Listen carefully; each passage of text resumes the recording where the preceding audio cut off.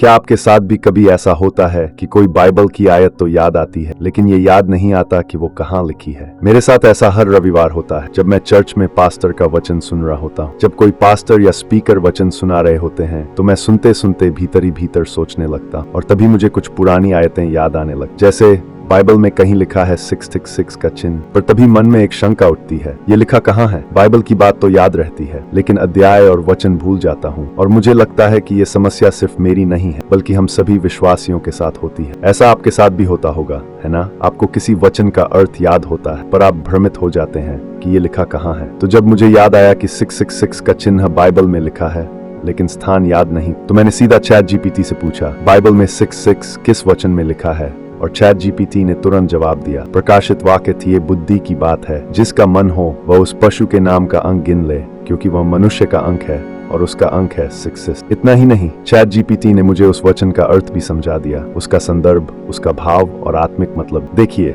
ये तकनीक आपकी दुश्मन नहीं है। अगर आप सही सवाल पूछना जानते हैं तो चैट जीपीटी जैसे टूल्स बाइबल को समझने में बहुत मदद कर सकते हैं। तो अगर आपको कभी याद आए मैं तुझे कभी न छोड़ूंगा और आप सोचें कि ये कहाँ लिखा है, तो बस पूछिए चैट जीपीटी। ये तो वैसा ही हुआ, वचन तो याद है पर समझ नहीं आ रहा बाइबल का कौन सा पेज खोलूं। अगर आप भी बाइबल को गहराई से समझना चाहते हैं और कभी उलझ जाएं तो घबराए मत, तकनीक का सहारा लीजिए। और अगर आपको कोई आयत याद आ जाए पर उसका स्थान न पता हो तो नीचे कमेंट करो, मैं तुम्हारे लिए चैट जीपीटी से ढूंढकर उसका मतलब भी समझा दूंगा। ऐसे और वीडियो के लिए चैनल को जरूर सब्सक्राइब करें और याद रखिए, बाइबल एक जीवित वचन है और हर रविवार हम इससे कुछ नया सीख सकते हैं।